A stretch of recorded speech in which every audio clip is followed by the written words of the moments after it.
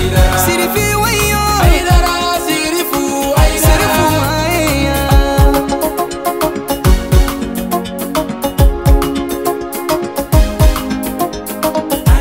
أعوذ بالله من الشيطان اللعين الرجيم. بسم الله الرحمن الرحيم. اللهم صل على سيدنا محمد الفاتح لما أغلق والخاتم لما سبق ناصر الحق بالحق والهادي إلى صراطك المستقيم وعلى آله حق قدره ومقداره العظيم. وبعد السلام عليكم ورحمة الله تعالى وبركاته. كما قال سبحانه وتعالى قل بفضل الله وبرحمته فبذلك فليفرحوا. بل ما شرف لا جبراني لا جبو أمبو فوق أول يمانون ka Allah subhanahu wa ta'ala deli alaka kisina ka hinana ka barka jidile alaka o kenen aw bela jilen kan keren yala aw munun sogole banna shirif la jabarani ka ni watina wajulu kene konnana bi wajulu kene kono ambe welese bugu jamiyatul ansar din ka bolofara min be no e welese bugu section yi ka keni alakira sallallahu alaihi wa alihi wa sallam alaka bangeli nyene jeli o temene bomokoya jamiyatul ansar din tonde munun be wele se buguna laminina wujera ka fara ɲɔgɔn kan walasa ulu fana ka se k'u ka nisɔndiya yira alakira bangeli la sabula horma mini barka min bala walasa ka se k'o sɔrɔ ka kɛ nafa sɔrɔ sira ye ka se wele se buguna a lamini bɛɛ lajɛlen ma. Samedi don n'o bɛnna janvier kalo tile 13 ma san 2018 u ye mawuludu kɛnɛba lasigi wele se bugu bɔlɔntan terrain na. kene in kun wasalen be ni an ka karamɔgɔw caman ka taa se an ka alimamiw ma kɛrɛnkɛrɛnyala dugutigi n'a ka conseillers ka taa se an ka autorité minnu be Welesebugu olu bɛɛ lajɛlen kun bɛ kɛnɛ in kɔnɔna na. maa min ye kɛnɛ in ɲɛnamaya o ye an karamɔgɔ a Seyidi Ahmad Tijan Haidara ale bɔra Bamakɔ ka na kɛnɛ in ɲɛnamaya. kɛnɛ in kɔnɔ min sɔrɔla ye baara kun fɔlɔw la an ka ɲɛmada fɛ. Assalamu alaikum wa rahmatullahi ta'ala wa barakatuh. Wa alaikum salam wa rahmatullahi ta'ala wa barakatuh. An bari al-islameo tanga ɲininen kɔ ala fɛ ka bɔ sitana dangatɔ in tɔɔrɔ ma.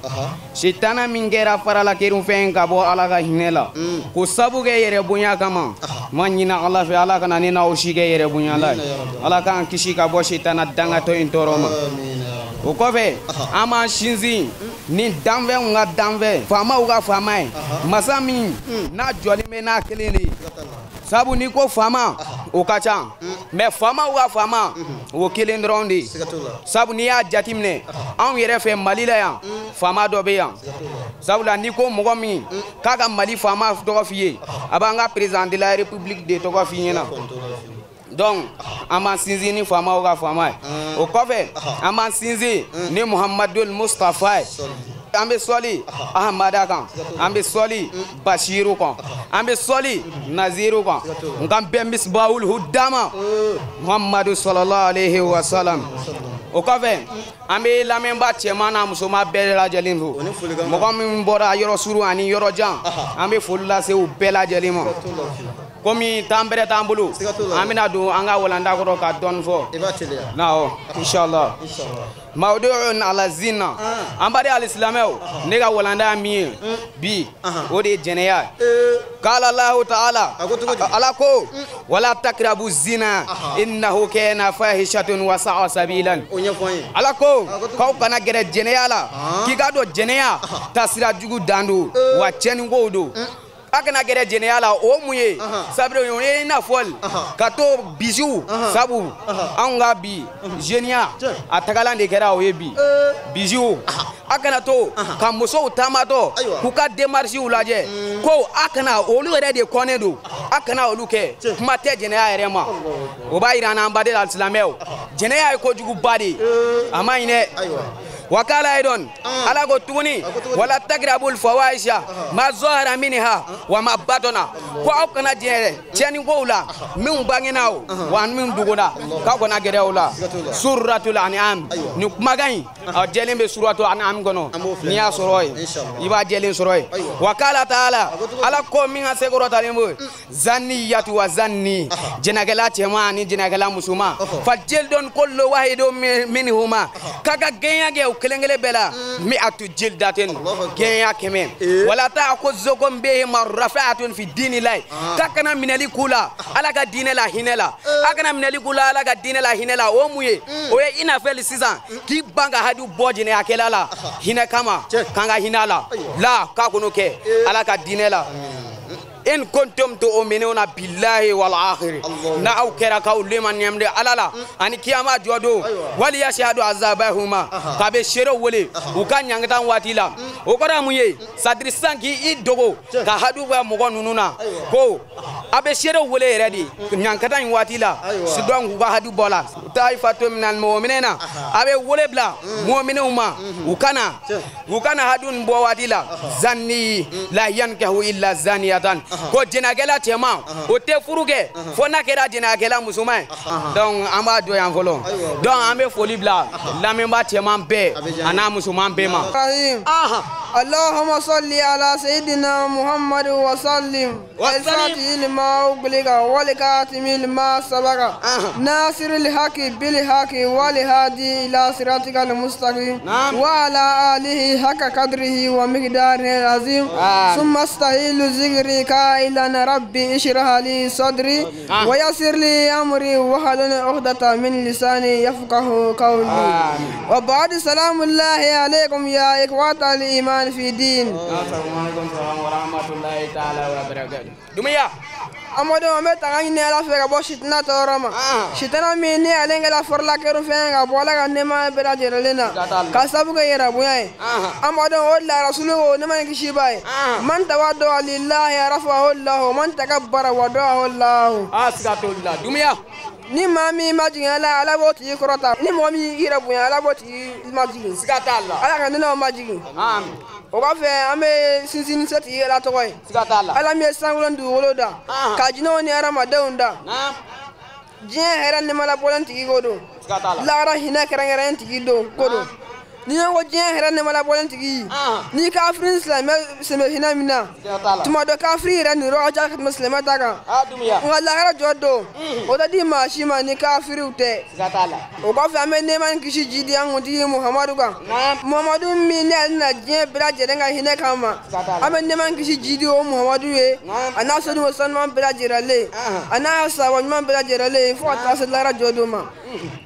o wa fa men na ba bela jere len fo mo bole ka so yoro jani yoro suru amu bela jere len fo ni assalamu ka fole no assalamu alaikum ta'ala wa barakatuhu wa alaikum salam wa rahmatullahi ta'ala wa barakatuhu haidara wa fa man karan wa ba fo no ya sayyid sharif usman madan haidara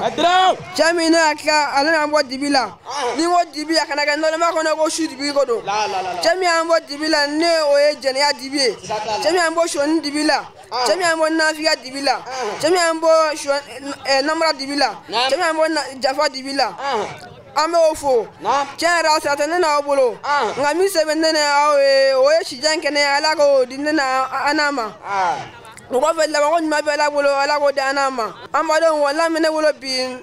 o ye kawaidul islam islamia jose ngami la min fo bi o ye arkanul islam islamia jose kamsun o ye durude awalan afala folo shahadatu an la ilaha illallah wa anna muhammadan rasulullah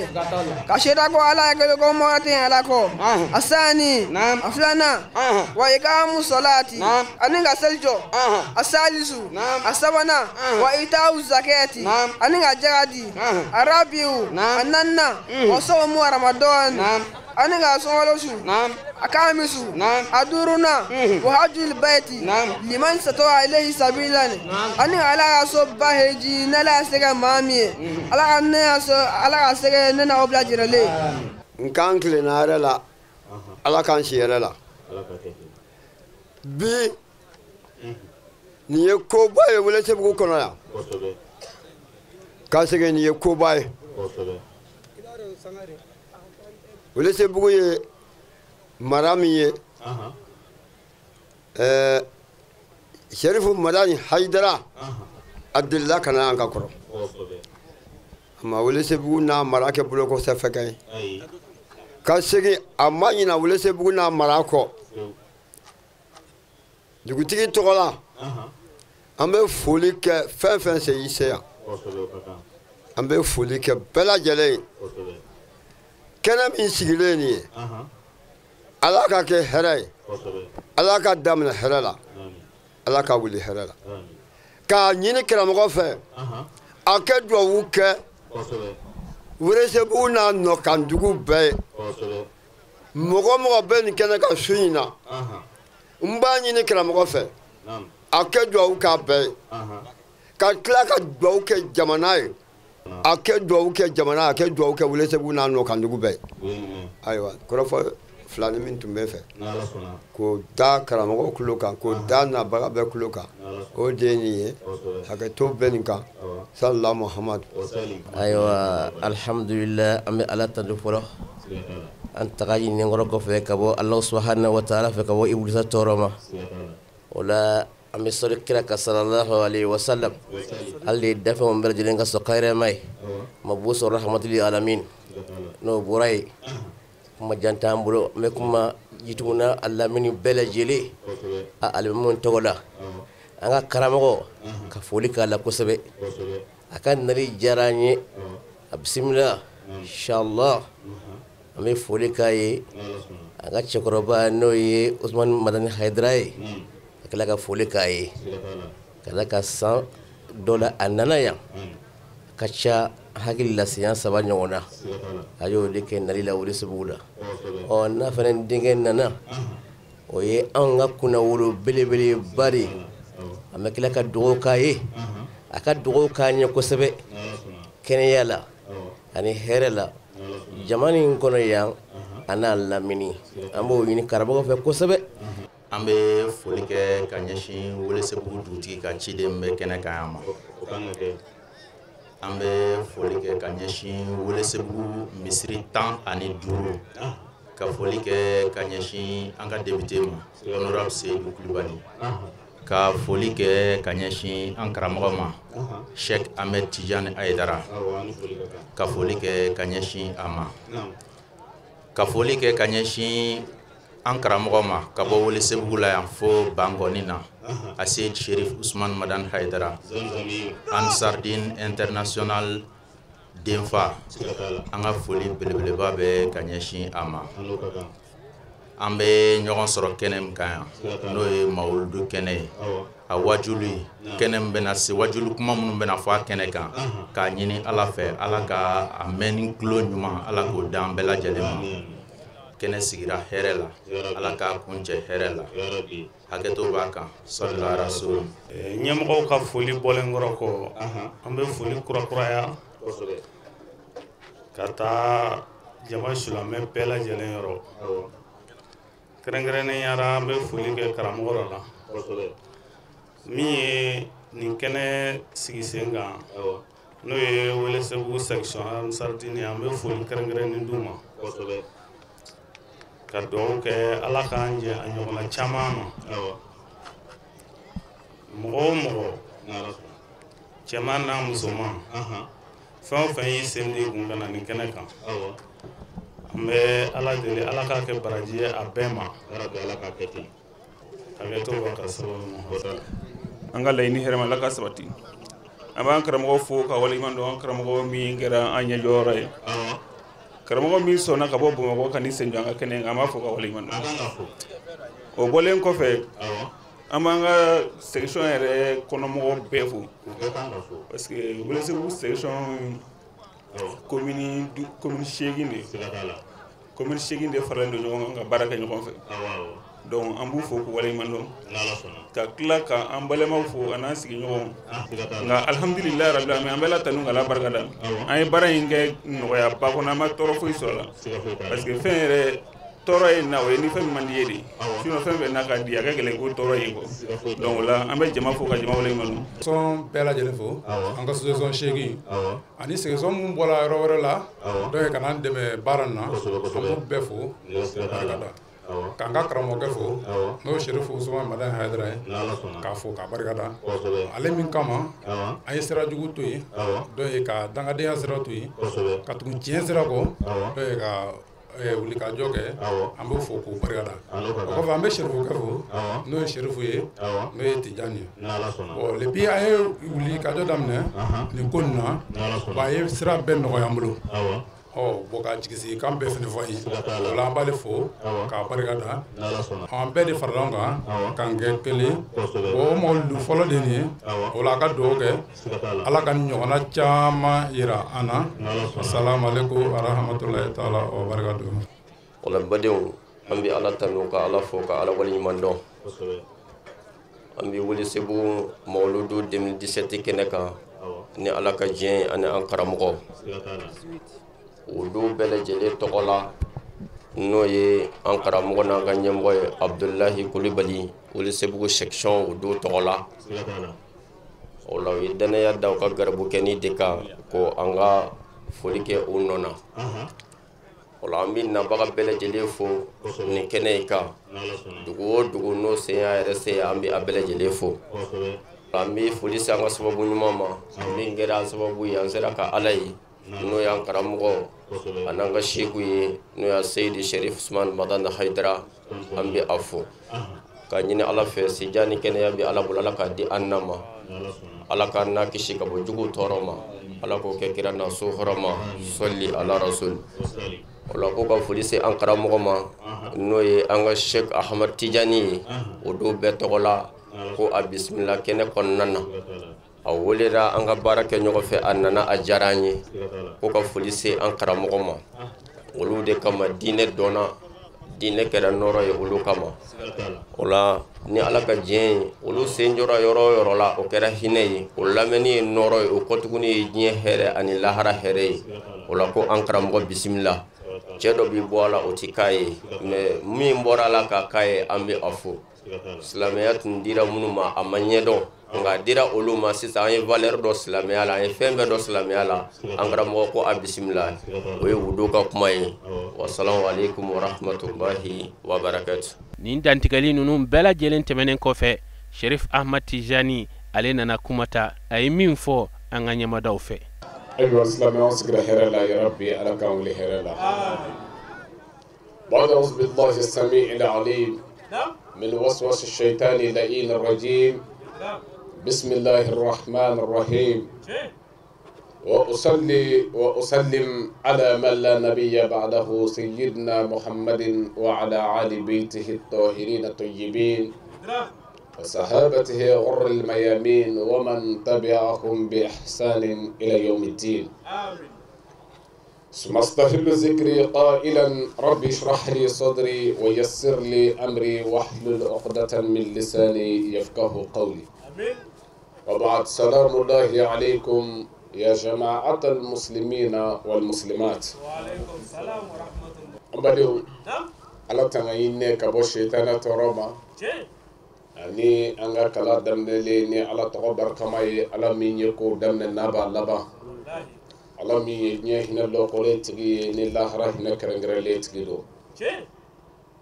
an bɛ kisi nɛɛma ɲini ale alaba in fɛ a ko k'a ka nabi ɲuman ba kan n'o ye kira Muhammad sallallahu ta'ala alayhi wa sallam ani kira sɔdumi sanumaw a n'a ka sahaba ɲumanw ani mɔgɔ ɲuman minnu farala u kan ni ɲumankɛ ye fo ka taa se diɲɛ wuli ma ya rabbi ala ka ne ni aw bɛɛ lajɛlen ye o la badenw o tɛmɛlen kɔ ka bɔ yen ka labaga bɛɛ fɔ ni alisilamɛya ka foli ye ni o de ye ala ka kisi kɛ ne ni aw bɛɛ lajɛlen kan ala k'an n'a hamu dilan ala k'an sago d'an ma labanko ɲuman bɛ ala bolo ya rabbi ala k'o nɔgɔya n ye ala k'an labila rabbi ala k'an sutura ala k'o k'a ka alaya kama an ye bɛn ŋaniya ni hɛrɛ ye ala ka hɛrɛ kɛ bɛɛ ye minnu ko ti ɲankɔ ala ka fɛn daw ko min bɛ o ɲina an kɔ ala k'o k'a ka alaya kama ne ala kira hɔrɔma ye sɔla muhammadu wa alihi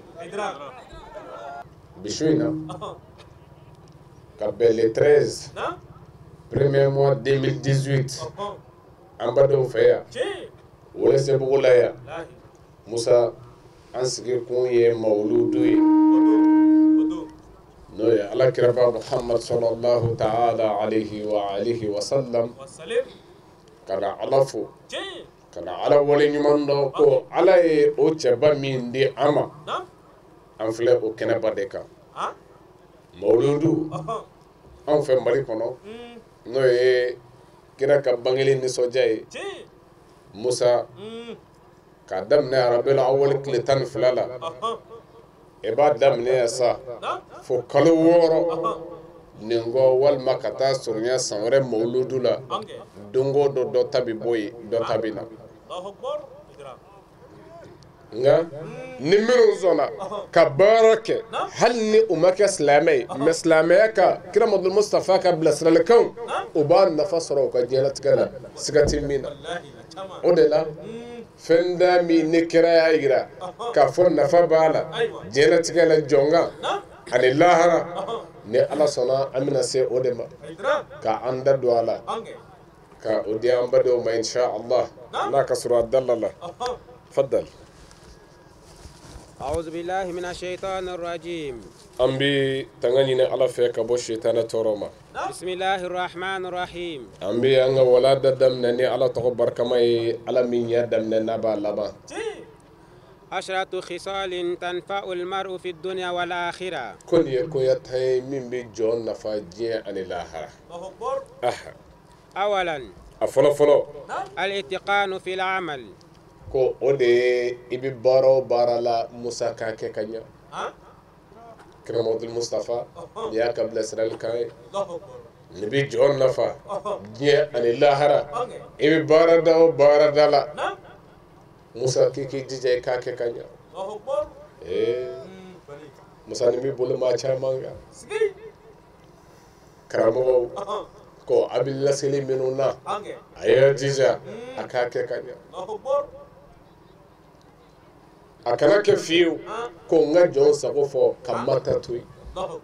a y'a jija a ka Ala ta fɔ n'o bɛnna mɔgɔ min ma ko a na taa ten n'o ma bɛn min ma ko Ala ta ka fɔ ten Ala y'o de fɔ a ka kira ye qul al haqqu min rabbik faman sha'a falyu'min wa man sha'a falyakfur Muhammad cɛ o bɛ bɔ i ma de yɔrɔ a fɔ n'a ye min ja o ka jɛ n'a ye n'a ma min ja o ka to yen tɛrima faamu ni ye Ala ka kuma ye o de la k'a fɔ i bɛ baara o baara la a kɛ ka ɲɛ anw bɛ fɔlɔ base jɔnniw kan ko minnu bɛ mɔgɔw lase minnu bɛ laseli kɛ Ala ka jɔnw ma minnu bɛ kira ka place la ulama warasatul anbiya ko dɔnnibaw de ye kiraw tiɲɛ tabaga ye u ka baara la n'o o ye ka jɔn wele ka na Ala ma n'i bɛ jɔn wele ka na Ala ma k'i bɛ kira place la baaraba b'i bolo dɛ baaraba b'i bolo mais ne an jɔra o yɔrɔ kan Musa su in na waati dɔɔni bɛ taa sabu Seydina Ali kuma min na Jabir bin Abdullah n'a ye sugu dɔw kɛ ka na Ali ibn Abi Talib karamallahu wajhahu التقي النقي الذي تربى في حقل الإسلام وسقي بماء الوحي علي بن أبي طالب جابر بن عبد الله سقو دو كفندنا عندنا فوالدي سيدنا علي بعد أيوة دفو أكو صلوني أي نينغا أي نينغا أبلا yani akan naya yani nga bokoro ay nyini nga bela kani miri ko iba fo munga la mi mana beima ne ali nyini nga la mba do mba fiye ali boti akonne ali ibn abi talib mingale melaka o katme furaje sangabala min do lando do madina bolona Allahu akbar ay nyini nga tarima fam o Ali ibn Abi Talib ale Ala ka jɔnba ye Ala ye min suganti Jabir ibn Abdullahi a taara ale de yɔrɔ ko n zogora koɲɛ damadɔ la Ali n bɛ fɛ i k'a fɔ n ye n ka mago bɛ kelen min na a ko n zogora mirabu sanfɛ n'o ye kira jɔyɔrɔ ye kira ka khutba kɛ yɔrɔ kira ka mɔgɔw bilasira yɔrɔ n zogora mirabu sanfɛ boliw de bɛ yen tasuma bɛ ka b'o da kɔnɔ aliyu ibn abi talib ko ako ni modo ko jeti wuli fiu fo karamodo kana minum bijo kira jorola lasali kerola khutba kerola wajulu kenaka konga uti fuifo fo min bi mo bo ala kasraka ko bla janama saraka Allahu akbar ko jeti wuli fiu fo ka sabati musa ne sabatira wuli goddo karamodo ko islameya o ya geleya ko ya fo ka geleya utati janame chendo antati janame ala de ya fa masai amma nga ya fa datugo mo oye ay ala ere datugo do yo mbora ka do fiye sisa ne kira ka kumai me ala ere ko te bal arana ala qulubihim ma kanu yaksibun kone ala ere datugo le ke do duskonka ala qulubihim utikandai la yafkahun utikandai me komma bagawma de ko nyake de makenu yaksibun uyere minge odela nyu duskun datugo ulu tsaka kandai afore kato ikra wole jugo kelay ikra siyit kelay musa isa go kaya minge de ka ke ibla la sra imajnai isa go beke mami idesele ko kibisege alama ala ko yante ne feite la ne feite ma kanu yaksibun ko ukaketa de ukawole jugo de la ala ko ntu kandable kira da kote jugo ko tubitai odala anganyira di alama oludo kabla salika ko ya gele ko jugo kira ko de yasiru wala tuasiru ayan noya akana gele bashiru ay mo ni soja chendo me ala bi nyinande ala min yakirachi ala yakirachi na bede ala ko ya ayyuhan nabi inna arsalnaka shahidan wa mubashiran wa nazira wa da'iyan ila allah bi iznihi wa sirajan munira yanga nabi nyuma nichi kike shire nga jonga kike niso jeli kelay nga kafaraka kike bagabagali kelay miso jalike me jununa ko minu zona ka kekanya minu zona ko jogogla minu zona ka kella dire minu ye jenayatoy kan namaratoy ka janvatoy unisoja ya muhammad kana dawmade sabu do ku tato wa law baga ko janama bi afuye wala jugo kelawe jenaya kelawe namaratoy janvanjiwe ko janama dele le do ko makono ne ala fe ونزيرة أنا دين فراكا ولا كلام عبد المصطفى أشرن دكام كو أنيا جليا جنين دو جلا ما يكلا هرم نغماتا ولا بندوله ما جليا بمي كو والتا توي جليا توي من مصفر جليا توي فرو ننجلنا wala fulo toy itanyini nilenyilla galabi mi me islamaya pui yala moya gaza ambi jenini ewa hal islamiyate jen saka kenai oh ala ko ngam minun toy anyere kamado aka belaje ajuma mi fenye alai fui ay jene toy ay namara toy ay java toy ay nyon de walili toy ko ajuma mi fenye alai abe anyere de okoro ala e feon fe mbali ana ko ayere dama ayambla mina akeme ka ke anyere de ko ni minu nzera ka mogo anyogo nyogo magoto ne ala rebe here do man no e ko o sara aljina lay ni na de nyin nafi me min wonti mogo to la fiela min mogo tandaraki ala ko ndi janoye mawma bi nga jondoyo no ka sarabuila ko ka noya en nogoma e jume e wolta toy o de kan nogongoy note ni betoy irama nae asiginyo musotike no boro kala mo ten nogoma e yasiru o de ko ka wolta toy jene toy namara toy java toy e kana mina shnalila o de yasiru ngana ko aya noya anamina nationalila yasiru te de ko yasiru be ko ay wale jugu toyi ay ɲuman kɛ kira kan bɛ ne ma mɛ ye mɔgɔw to juguman na la kira na kun to ye kira ko ne cira ka na jogobaw sabati n'o ye mɔgɔw bila juguman na o kɔrɔ a ye min fɔ a cikun na a ka baara to ye tarima fam ko a kana gɛlɛya o de ye ko a kana gɛlɛya ɲɔgɔn bolo kana i sigi ɲɔgɔn muso ɲini kana i silamɛ ɲɔgɔn ta ɲini n'o kɛra a b'a gɛlɛya ɲɔgɔn bolo kana ka wari détourner n'o kɛra a y'a gɛlɛya ɲɔgɔn bolo o wele bali don bali ko mɔgɔw ka to yen ala de ye yafa masa ye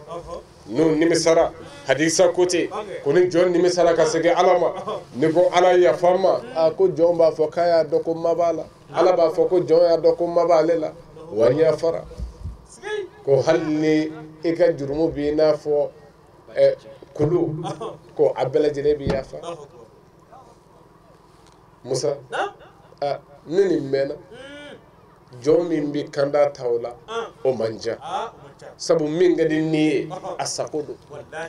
n'a fɔra ko n'i y'a bɛɛ kɛ ala b'i yafa min ka di ni ye o ye ni sago ye dɛ kuranɛ dun ko fɔ an ka yɛrɛ kɛlɛ ka bɔ an ni dungo la mun ka sɔrɔ an ka alijinɛ sɔrɔ an b'o de fɔ don o don wa man khafa makana rabbi wa naha nafsa anil hawa fa inna aljannata hiya al-ma'wa minnu sɔnna ka siran ala ɲɛ ala ye siran kɔfɛ o ni b'o saba ka na fɛn minnu ma n'o y'u ni dungo ye o y'u ni kɛlɛ ka bɔ o la ka ala ka sira ta ko n'i bɛ alijinɛ cɛw ɲini a musow ɲini ko olu aw t'i k'i sago kɛ ko ala ye yafa masa ye dɛ ala ko tiɲɛ don ne bɛ jurumu bɛɛ yafa ko jɔn bɛ jurumu yafa n'ale ala tɛ mɛ n b'a yafa jɔnw ye minnu ye walejugu kɛ walam yusirru ala ma fa'alu wa hum ya'lamun n bɛ jɔnw ka jurumu yafa mɔgɔ minnu ma o bɛ ka ne ala yafa deli min na a ye jɛnɛya kɛ a ko ala yafa ma walima a ye suyali kɛ a ko ala yafa ma mɛ ko a ma o jurumu in kɛ taa ni ka segin fɛn ye nka ye jɛnɛya kɛ kunu i ko ala yafa ma bi i y'a kɛ a yafa ma sini labɛn b'a kama la ala ka yafa t'a tigilama si alabadenw Seydina Ali a ko Jabir bin Abdullahi ma a ko n'i ma dɔn diɲɛ ti wuli fiyewu fo o karamɔgɔw kana karamɔgɔ Mustafa yɛrɛ ka kumakan dɔ bɛ nin na o de b'ale dɔn عرف علي بن أبي طالب يأتي على الناس زمان لا يبقى من الإسلام إلا اسمه ولا من الدين إلا رسمه ولا من القرآن إلا درسه كدو دوبنا نمواد مندو ما فويت تونس إسلامية تونا فنا كرا توي إسلامية توبيه إيه كم بكو باسرا بارب لالا باسرا بارب لالا Kurana bito akalali gazana papiyo kan abi durushi akalanjogo chama bibo kira asabi yawbi a chama bi warsu hafsu qaluna ababi kaw min lege nay musa kabi dawma lo basro Kurana sabe mi ko utara kabwala no de Kurana baray ko ay clé ay kella diriye choroba dutigiwo قرآن محمد ما كافوا مسنا دوي يا أيها النبي قل لأزواجك وبناتك والنساء المؤمنين يدنين عليهن من جلابيبهن ذلك عدنا أن يعرفن فلا يؤذين محمد أفو مسوي أفو يد مسوي أفو مؤمن مسوي كنا على يدسك أبما فريدة مسو كنا بودي ندستا كنا أني دو أني مؤمن مسو كنا على يجاكو يا wakira ka demaya bɛɛ sara kan kuranɛ min ye nin fɔ an ka mali silamɛya ta k'a lajɛ a tɔ ye a jumɛn ye an bolo a papiye parce que i bɛ taa an ka karamɔgɔ duw kɔnɔ imamu duw kɔnɔ i bɛ fɔlɔ ye a tɛ olu de ka mara kun na minnu kan ka lade ka ladege baara la ni olu m'a yira ko yala kunfinw b'a ta di mali 98% musulman ko joliba biri na an ka pourcentage ye joli ye min bɛ disa bira kun na musow la mais a ɲɛw tugura a kan daw denna a kan fɛn tɛ fɔ a la wa jɛngɛra n'a ye f'a kɛra an ka tabi'i ye ko silamɛya bɛ ɲɛ ja disa biribaliya kan o k'a sɔrɔ nkalon don o de dɛ nkalon don silamɛya ti ɲɛ fiyewu disa biribaliya kan sabu a kɔrɔ de ye ko ala i ye n bila la koyi nka n t'a kɛ o dama de don a ye dɔ wɛrɛ fɔ kɛ mun wɛrɛ don o kɔfɛ mɛ kuma dɔ la dɔw ta ye a dɔnbaliya yɛrɛ a dɔw bolo ko silamɛya bɛ ɲɛ ten wa k'a fɔ a ye ko wa a ti ɲɛ ten a bɛ ɲɛ ala y'a ka kira bila la cogo min dɛ a bɛ ɲɛ ten de nka anw ka karamɔgɔw bɛ min kan ko o tɛ dɛ ala ka kira bɛ min kan ko o de don wa kira ka denbayaw sara nin de kan o ye disa de biri o kun na o de la kuma caman an bɛ ka mɔgɔw hakiliw la n'o ye an balakaw ye k'u k'a dɔn ko disa ye diyagoya ye musa a bɛ maa bonya muso ye ala ka danna belebele dɔ de ye ala y'u bonya k'o sutura mɛ ni min bana k'a fɔ fo n ka n da kɛnɛ kan musa o de b'i dɔgɔya o b'i dɔgɔya dɛ a ye sutura kɛ mɔgɔ sɔrɔ a ka taa ka niyɔrɔ sɔrɔ ala bolo o de b'a dɔn wa ni nin sigi ninnu ye kira kofɔ ye a bilala min na a ka hakɛ minnu bɛ an kan a ye minnu las'an ma musa an bɛ nafa sɔrɔ ni suba ninnu na ne ninnu ye tari ma faamu i bilala baara min na k'a kɛ ka ɲa musa an ye karamɔgɔw dama de ta an bɛ yen de o de la n ko ni an tora yan su a bɛ taa an b'a ɲini ko baara bɛɛ b'a la e ye juge ye e ye dɔgɔtɔrɔ ye musa e bɛ baara o baara la ko i jija i k'a kɛ ka ɲa kira Muhamadu Mustafa ka hadisa don ko iza amila ahadukum amalan an yutqinahu ni a dɔ ye baara dɔ kɛ baara la ko a y'a jija k'o kɛ ka ɲa a y'a jija a bɛ layidu minnu da a y'u dafa baara kɛyɔrɔ na waatiw a y'a hakiliw to o la tari ma faamu jangan ka to nin na n'i ye servisiw ta o ɲɛmaw dɛsɛbaatɔw mɔgɔw b'u la olu de bila an bɛ a dilanni la nka a caman bɛ yen fo bɛ taa k'o kɔ o tɛ sɔrɔ yen ɛri min fɔlen don seli la caman bɛ yen u tɛ sɔrɔ o waati musa o bɛna waatinin kɛ wa o y'u taalen ye ko an k'an janto nin na silamɛya ko i bɛ baara o baara la i jija i k'a kɛ tilennenya la i jija i k'a kɛ kɛcogo ɲuman na wa n'i ye baara kɛ ɲuman na jɔn bɛ o nafa sɔrɔ diɲɛ na yan ani lahara nin ye fɔlɔ ye an bɛ taa mɔgɔ sɔrɔ an ka se ka dama dɔ fɔ kira Muhamadu Mustafa ka ne bilasiralikanw kan ثانيا a filanan بر الوالدين ko o ye bangebaa fila ma dugawudenya ye musa o ye diɲɛ nafa ye ani lahara nafa tari ma faamu kira Muhamadu Mustafa ni y'a ka bilasiralikan ye a ko dangaden k'a tɛ nafa sɔrɔ diɲɛ na a t'a sɔrɔ lahara ne kɛra dangaden musa a ma fɔ i k'i yɛrɛ fa nka fɛnba y'i da cɛw y'i da yan laharaw y'i da dangaden kira Muhamadu Mustafa ko ten de ko hakɛ bɛɛ ala bɛ se ka jɔ ma kɔnɔ ala lahara fo n'a kɛra dangadenya ye ayi dangaden b'a ta ye diɲɛ na yan ka kɔn lahara ye wolo b'a don dɛ jɛngɛn bɛ ni nin ye an fɛ yen hali ka kɔ silamɛya ɲɛ den min n'i mi barika ɲini i bangebaa barika ɲini i fa ta i ba ta i faɲɔgɔn i baɲɔgɔn musa o den bɛ to kɔfɛ o bɛ bɔ don kuranɛ ko ten de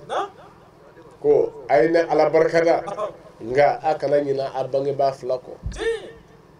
a ye olu fana wale ɲuman dɔn ne ala kɔni ye latigɛ kɛ k'a fɔ foyi tɛ bato fo n'a kɛra ne ye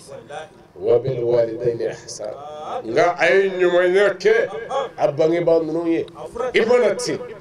la alay kan nalatige mina musa alay o bonya wa o bonya le to ibulu bango kana dogoya akana ujabi fala takul lahuma uffin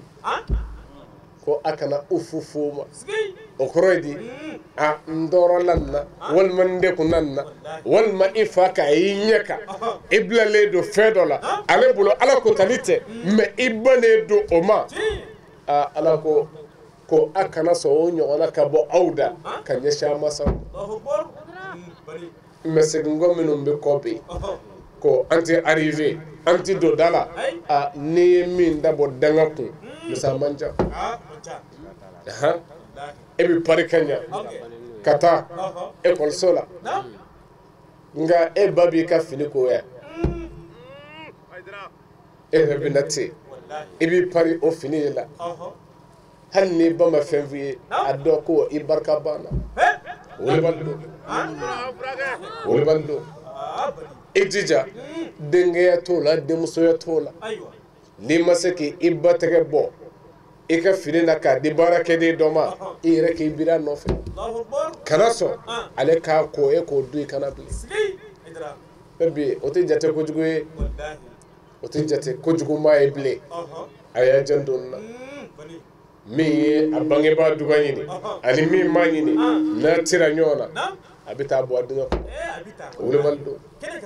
danga de fuwe oje ani la harade كرم عبد المصطفى دور دولا سجلها كصحابه وجلا أكو رغم عنفه ثم رغم عنفه ثم رغم عنفه كم بتشينا كهلاكي كاتقول لبلا أين أنت أنا سجي فوش يا سوا سوا كو كرم أكو من يا رسول الله إكمل جون دم كركو ما مين بعبا فلك ربا يا رابولو نجا أتجي ما الجنة سرو أكو تجي كو أتجي تشينا sabu niyu dugani ala be o saraye ne aljina dili wuli bando de sabu kiram abdul mustafa kote ko anga aljina tahta aqdami al ummahat ko anga aljina so ko abe ambaw se koro niyu barkani ne ibasoro nga kanada selima ni bangi ba dogari bolo mati ko janama wuli bando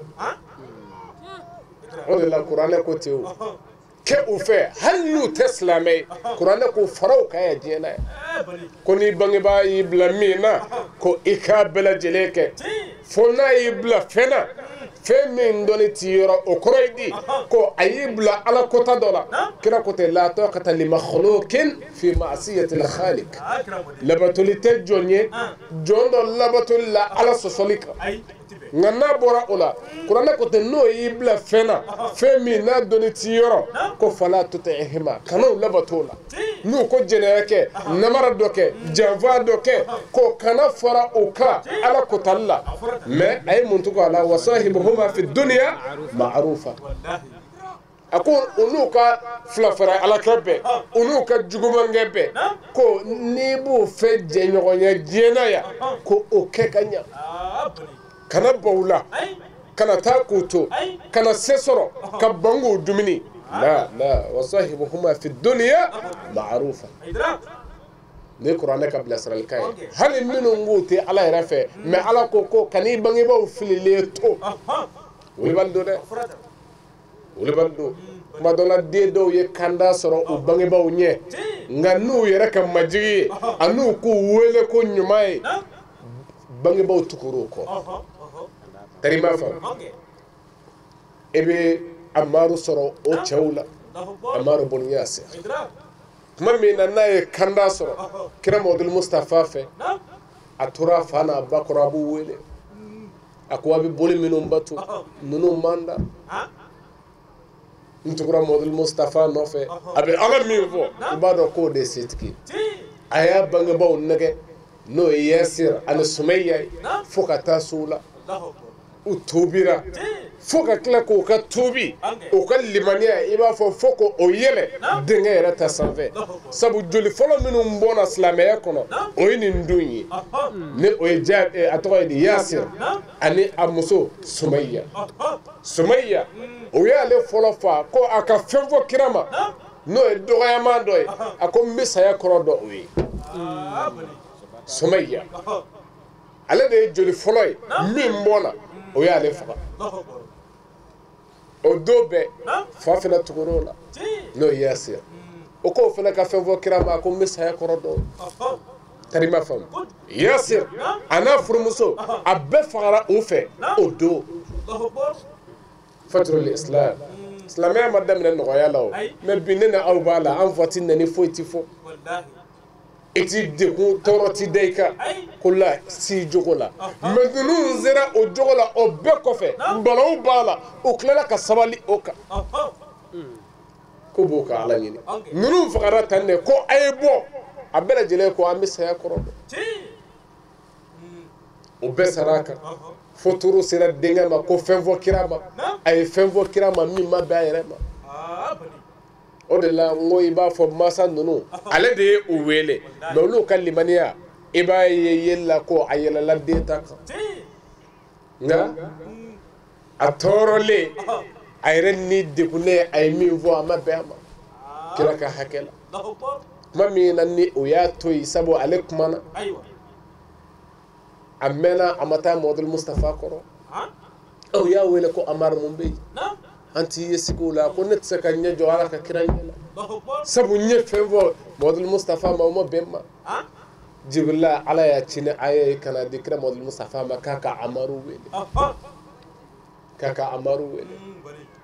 ko maa o maa i tɔɔrɔ la ka degun k'i bila fɛn dɔ la diyagoya la ko i y'o fɔ k'a sɔrɔ i dusukun maa fakoyalen don ni limaniya ye ko taa n'i yɛrɛ ye baasi t'a la tari m'a faamu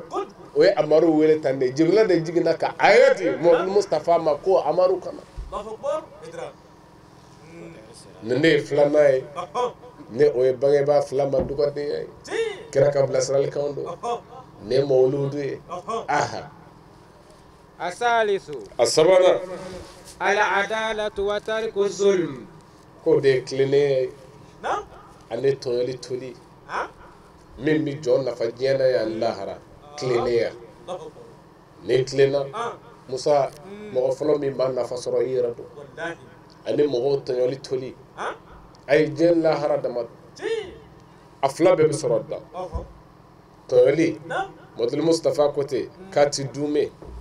fa inna zulma la yadu wa in damma ko jurumu ti dume dɛ nka tɔɲɔli k'a ti dume wa n'a dumera a ko bɛ falen min na ko o ye halakili de ta tiɲɛ welebali don a y'a ta k'a lajɛ minnu mankutura k'a ti k'u la u bɛ ku tigɛ a y'u ka duw lajɛ bani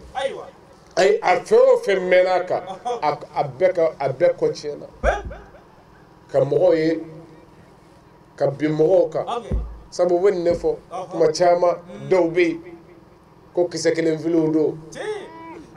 hali ni ɲɛ minnu tigɛ o la Musa o b'a kɛru i kan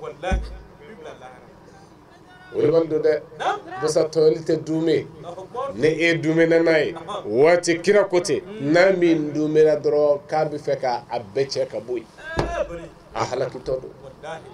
wa welebali don kunun ko hali bi a bɛ ten a bɛ du kɛ tonbo ye o la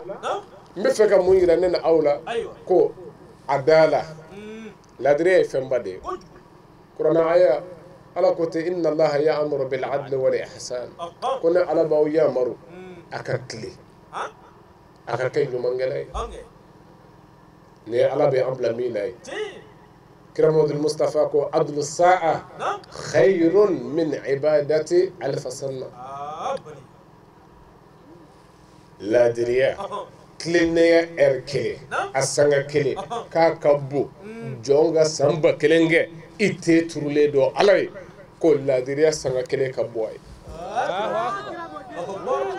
i tɛ turulen ala ye san ba kelen a bɛ mun ɲɛ ko o bɛ e de concerné o bɛ de concerné o de la n y'a daminɛ yen n ko Umar ibn al-Khattabi ko k'i kana silamɛ lajɛ a ka seli jɛya la wa i kana lajɛ ko a bɛ tile joli sun a bɛ san bɛɛ sun la ko a ye silamɛ lajɛ jumɛn na fɔlɔ ye jumɛn ye iza hadasa sadaqa n'a kumana n'a ko n ko a bɛ tiɲɛ de lase wana laiduta abada klineya laiduta abada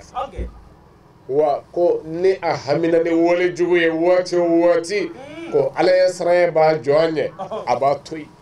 ko na islamai ne kaya nyini nin jogo nunu ka fo sanga cha ala bulan insha Allah amma nyini ka fo ka ala wele fitini mi forestry na ni awklo gaske ya rabbi ala ka famiya ko nyumandi amma ka barakena ya rabbi ala ko no yambulo ala kana sago dama labango nyuma be ala bolo ya rabbi ala ko no nawi ala kana ko ta ala kana wasa ala ko kaga ala yakaba ne ala kira hormay sunna muhammad wa assalamu alaikum wa rahmatullahi ta'ala wa barakatuh ambe ala fo kala barkada ka soli ala kira kanoy muhammad sallallahu alaihi wasallam anasum go sanmo bela jile sababu minye anse wulese bugu yabi ote dore anga section wulese bugu ansar dinil islamia a section min be wulese bugu la o de wuleda ankara mo dinga mano de Sheikh Ahmad Tijani ka fo uka mauludu bebi aywa kan uka mauludu nyanamaya mauludu kene horoma kene o de lo horoma yoro do meleke jigi yoro do o de kama anyero fana ya kanu ka bo angaso kana nin kene bayin kaya ankara mo dinga bina dugo min ke shuina ani islam jama ya rabbina amina min fo wala sa anyere ka se ka horoma dosro ola ani lahara do ala ka se ka anfara mauludu kala jama ka kadi ala kirama ka do aljina kono o sababu de anse wele se bugula yambi alhamdulillah rabbil alamin adama de kon bora jen fantan nani bela jelen fe kana mauludu ina kana ankara mo dinga kumbeya o ni soja min di da anka ne ango kambo fo vraiment ambisia islam jama ere nyaba ke chukula bela jele kanuni badinya sadiri atsaka foka sa dana ini do fo mané be nyogoma nini sirate yani jewuli ci ati nyogoy mais alhamdulillah rabbil alamin afo mané nyogoma abina nyogoy ni kenen nunka ka sababu ke moldu ka sababu ke ankara mo dingen nali o re nu soja ka se ka badinya kuroya ani ka kilinya kuroya islam o mana nyoy jiro yoro jen here lahra here o de bisorala donc vraiment nu soja mi ngon be ana antsaka foka sa dana elendro amba nyine alafe nin koyin alaka nin to sina foka tase bada sadiri dafe dugude ti mi mogo dotia o dafe duguti ka boya foka tase hali section wara ma abela jele mogo biya vraiment ambe ala foka ala barkada ka nyina ala fe awru minu nana kana ni soin arsire ko abina ala islam jama to ma minu ma ya zoro vraiment ma nyina ala fe ala ka labango nyuman di anaw bela jele ma jama re fen fana nana ala ka segini bela jele nyumay ala kara bonya ko so solli ala rasulil karim dugu jele tumana mina utaraka tu nyeda jamiatul ansar din ka sanche mimbe no e wolese bugu section abeka bara munke Sherifa Ahmad Tijani tamara kata asenjo uka sanche konnana ka biriki folo da uye ka do kuye minba to barin abeseka kunche herela chogoya minna wala ambe Allah subhanahu wa ta'ala dili ya rabbi do munun kera ka bosura kana so marina alaka bela jelimine ka Allah subhanahu wa ta'ala dili wolese bugu section uye nimbara minke abora na folo minna alaka barka dwala Allah subhanahu wa ta'ala dili nin bela jelen sababu nyuma oye ankara mo mi noy asayidi Sheikh Usman Madan Haidara shija ani kenya alaka danama kawfu ka wali mando aw munun sogole manna Sherif la jabarani samfe wajulu kene kono ka Allah subhanahu wa ta'ala dili alaka wati werayrana wassalamu alaikum wa rahmatullahi ta'ala wa barakatuhu